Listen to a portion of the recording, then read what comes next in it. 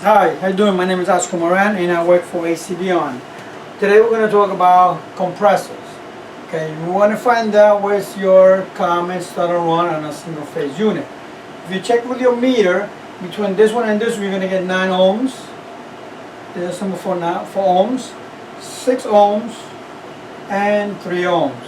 Okay, now we're going to check from here to here. It says this is 9.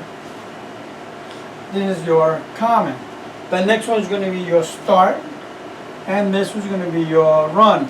If you realize that 6 and 3 equals 9, okay? Now you can check, this is how you find out which is your, common set and run. So pretty much this is it. When you go into check an air conditioner as your single phase, then you're going to know you have no idea which one is which. And that's how you do it like that. But make sure you disconnect, you kill the power, and you disconnect the wires from the terminal of the compressor. Okay? Alright. Thank you. Don't forget to give your thumbs up. Subscribe to Instagram or